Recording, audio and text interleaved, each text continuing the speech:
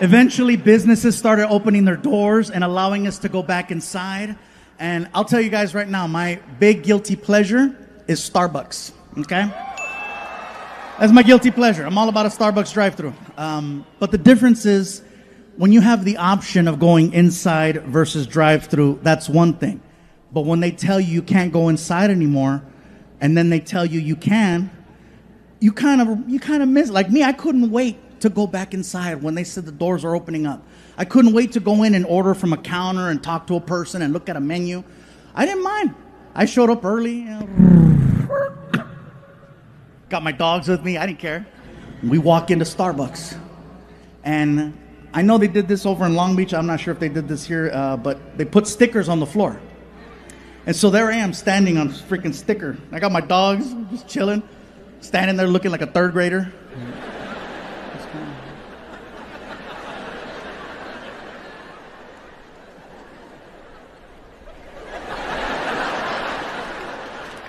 We're just chilling, waiting, and some lady behind me notices that I'm holding two dogs. She clearly had an issue with the fact that I was holding two dogs, and instead of saying, pardon me, excuse me, hey there, hi, hola, she does the whole, I'm hearing this, and I'm like, shit, COVID. I don't see any stickers.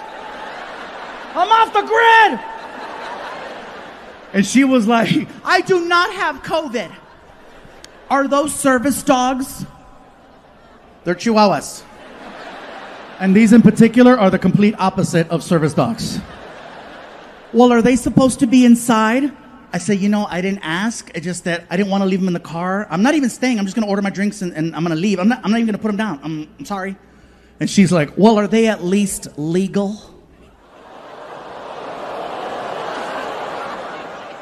You're going to ask a Mexican if his dogs are legal? Fortunately, next in line. Thank God. So I get to the front, and now I'm worried because the lady has me thinking in the back of my head that I'm doing something bad, that I'm about to get scolded or kicked out. So I'm trying not to make eye contact with the guy. So I'm just looking at the menu, and I hear him. Dogs. Oh, hi, bro. Sorry about that. Sorry. I know. They're adorable. What are their names?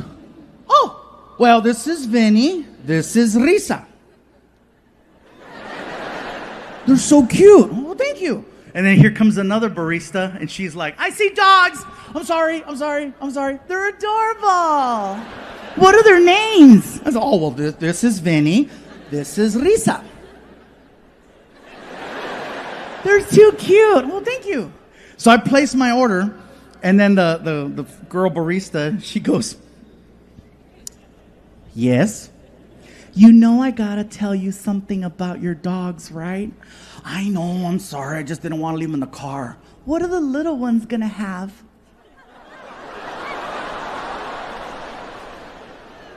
Well, as much as I would love to share my coffee with my dogs, I don't think caffeine and Chihuahuas mix. No, silly. Maybe your little puppies would like a puppuccino. Okay, you see that shit? Now you're vocal. When I talked about the stickers, we don't know nothing about stickers, but un pinche puppuccino all freaking day, right? Sorry. Anyway, when she said puppuccino, I was like, what kind of a drink is it? I'm looking at the menu. I'm like, I don't see that shit anywhere. What is that? No, silly. A puppuccino is just a little cup, and we put whipped cream in the cup. This way, you can enjoy your beverage, and your little ones can enjoy something with you. I said, oh my God, I love this. How much are they? Oh, they're free.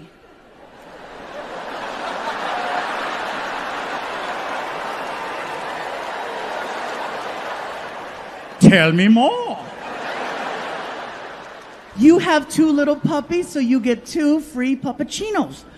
Oh my God. Can I have a third one? Oh, is there another little puppy we're missing? This one. I was so excited. I told her, I said, do you understand how happy you just made me with this whole puppuccino thing? Oh, yeah. They let it be known that if anyone ever shows up with a dog, always offer them a puppuccino on the house. So it's cool that I walked in with my dogs. Oh, yeah, they're welcome anytime.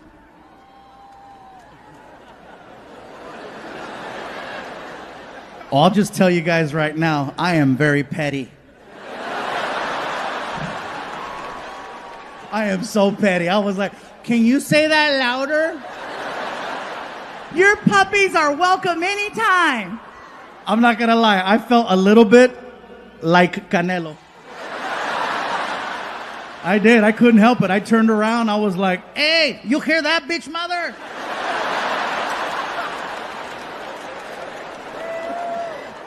I was there the night Fluffy got fired. Like I said, no matter what you say, no matter what you do, someone's going to find a way to twist things and make it bad. I've already gotten an email over the fact that I did that joke about that nothing on this planet loves me more than my dogs versus my son. Someone already reached out and they're like, oh my God, how devastating for your son. I'm like, he knows. I found out that Frankie is very sensitive about his mom. And he's at the age right now where affection really bothers him.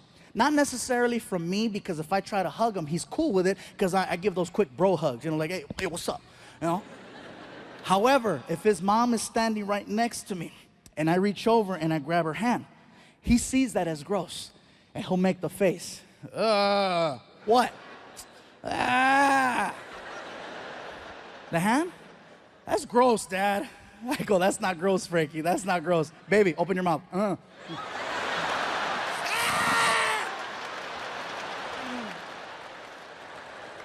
That's his weak spot, and I go for it every single time.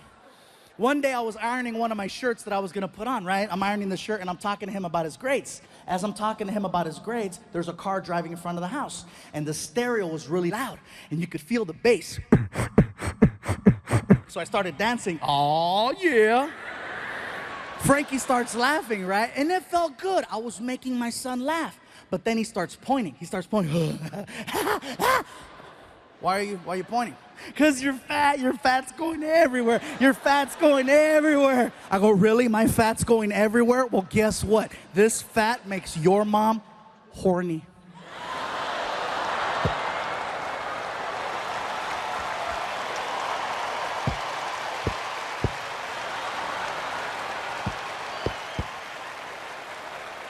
And he's like, ah!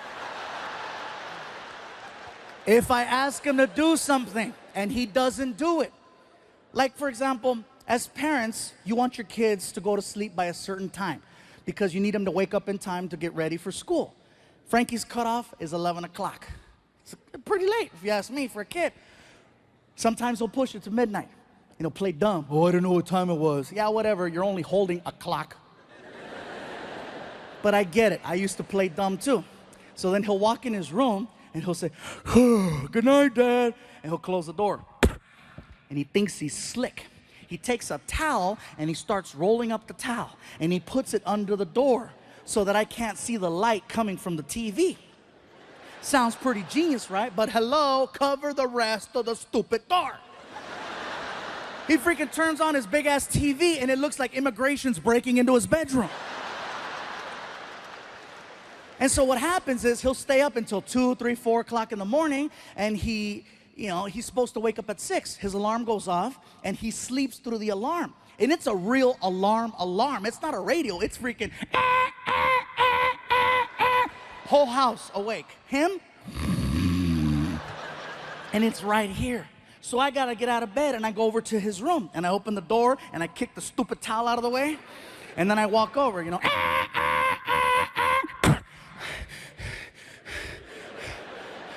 and I yell, Frankie! Frankie! Nothing. So I shake him. Frankie, wake up! You know what happens when I shake my son in the morning? It makes him eat in his sleep. That's what happens. I shake him and he does this. Nom, nom, nom.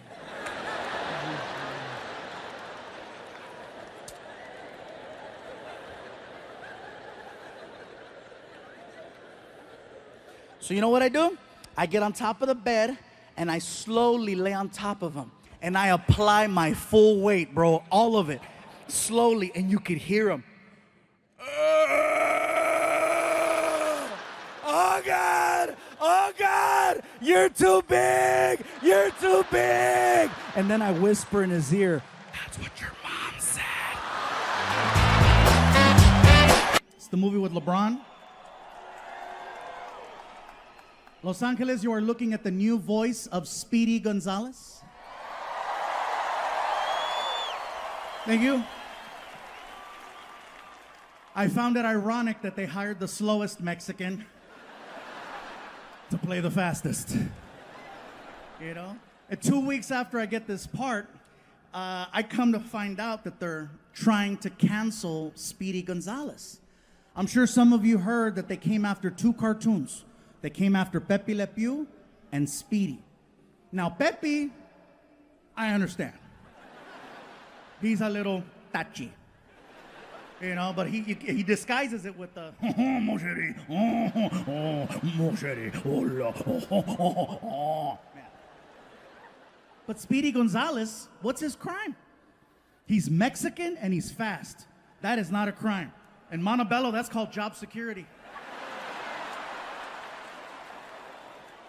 So I said, I cannot let them hurt Speedy. You know, I can't let them cancel him. So I came to his defense. Plus, it was my only job. I went to the only place I felt I could go to protect him. I went on Twitter. And Twitter, ooh, Twitter's a scary place. It is. You only go there to fight, to get into it, to prove a point. And so a friend of mine said, if you want to get some attention, use a hashtag. And so I did. And I wrote a tweet that said, hey, hashtag cancel culture. My name is Gabriel Iglesias, and I'm the new voice of Speedy Gonzalez. You cannot cancel or catch me.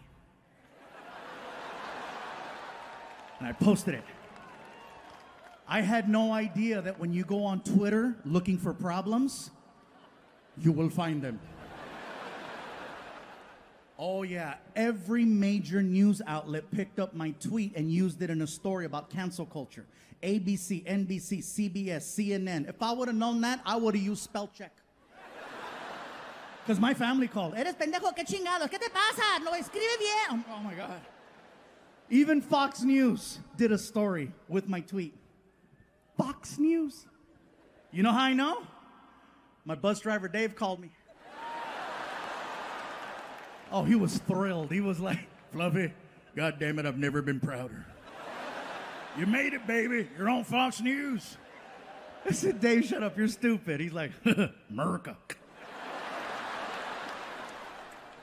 Even Warner Brothers Pictures reached out to say thank you. And before I know it, I was on a Zoom call. And I know a lot of us had to get used to Zoom. And it's kind of convenient, right? All they see is this. So to entertain myself, every time I took a Zoom call, I was full Winnie the Pooh. And if you're not laughing right now, you better ask someone who is, because there is no coming back from full Winnie the Pooh. I was leaving baby powder all over the house. It looked like an episode of Narcos. So I get on this Zoom call with the director, writer, and producer of Space Jam. And they're being super nice, super supportive, super cool. They're like, Gabriel, thank you so much for lending your voice talents to our film. We really, really appreciate you being part of this. If you have any questions or concerns, let us know. So, well, thank you. We have a question for you. I said, okay. How do you feel about the voice of Speedy Gonzalez? I said, well, what do you mean? Well, you know, some people find him to be a little stereotypical. What are your thoughts?